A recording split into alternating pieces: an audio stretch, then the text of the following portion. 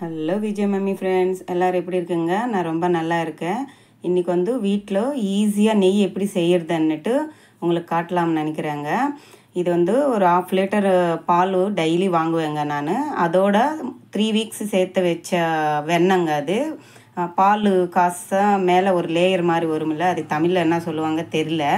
தெரிஞ்சவங்க எனக்கு கமெண்ட்டில் சொல்லுங்கள். தெலுங்கில் வந்து மேகடான்னு சொல்லுவோம். அந்த பாக்ஸில், ஸ்டீல் பாக்ஸில் டெய்லி அந்த மேகடை எடுத்து நான் அப்படியே சேவ் பண்ணி வச்சுடுவேங்க. ஏன்னா அது வந்து டீப் ஃப்ரிட்ஜில் தான் வைக்கணும். நார்மல் ஃப்ரிட்ஜில் 3 அடி இருக்குமில்ல, அதில் வச்சா கெட்டு போயிடும். அதனால் அந்த 3 ஸ்டெப்பில் வைக்காமல் மேலே டீப் ஃப்ரிட்ஜில் வச்சு தான் நான் எடுப்பேன். அது டெய்லி இது மாதிரி பால் சூடு பண்ணிவிட்டு, அது பால் வந்து 2 ஹவர்ஸ் ஃப்ரிட்ஜில் வைக்கணுங்க.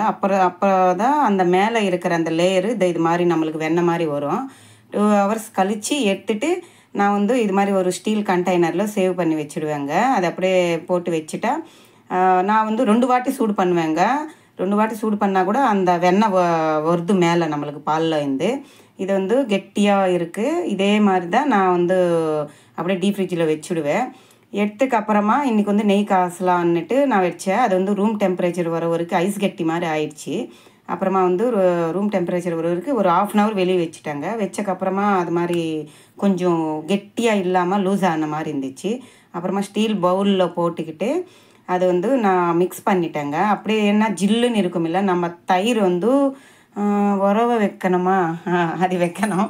தயிர் போடணும் இல்லைங்க, அதுக்கு அதை சூடு பண்ணி அந்த வெண்ணெய் வந்து சூடு பண்ணணும்.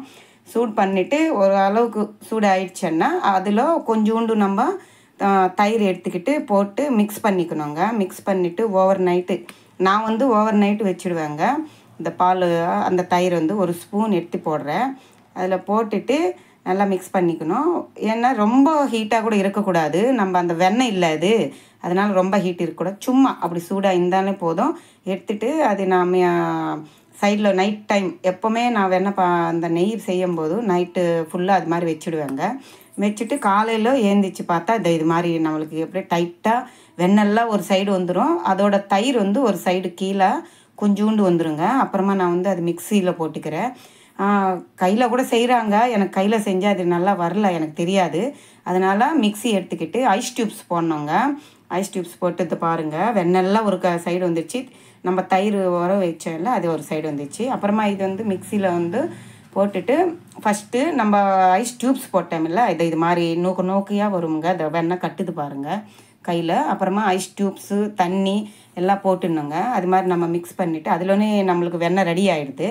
அது வந்து அது மாதிரி எடுத்து நம்ம ஐஸ் டியூப்ஸு ஐஸ் தண்ணி எல்லாம் மிக்ஸ் பண்ணி வச்சுருந்தா அதில் வந்து நம்மளுக்கு இன்னும் கிளியராக வெண்ணெய் ஒரு சைடை செப்பரேட்டாக ஆகிடும் ஜில்னஸ்னால்.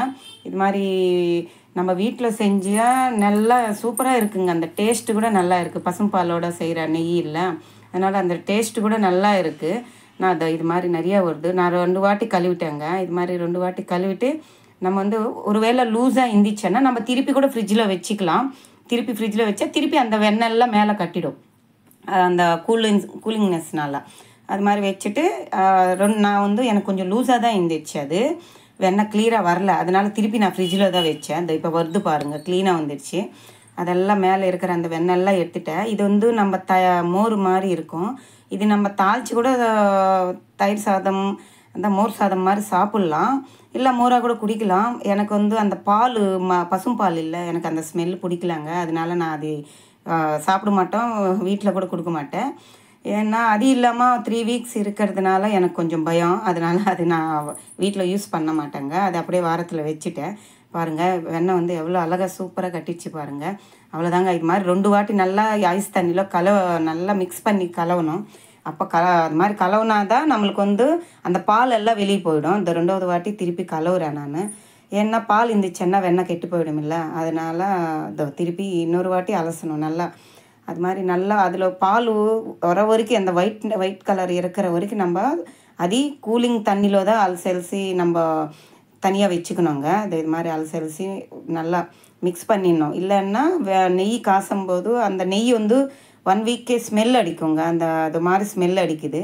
நம்ம நல்லா தண்ணியில் மிக்ஸ் பண்ணிட்டா க்ளீனாக கழுவிட்டோன்னா நம்மளுக்கு இது மாதிரி நெய் வந்துடுங்க, வெண்ணெய் வந்துடுங்க. நம்ம வந்து இந்த வெண்ணெய் வந்து அப்படியே கூட டீப் ஃப்ரிட்ஜில் வச்சுக்கலாம். பட்டர் மசாலா பட்டர் சிக்கன் அது மாதிரி செய்யும்போது யூஸ் பண்ணிக்கலாம். நான் வந்து அது மாதிரி தான் யூஸ் பண்ணுவேன். இப்போ வந்து எனக்கு நெய் இல்லை வீட்டில், அதனால தான் சரி அன்னிட்டு போடுறேங்க. எப்படி ஒரு 1/4 லிட்டர் இருக்குங்க, 1/4 லிட்டர் வந்துடுச்சு நெய் எனக்கு.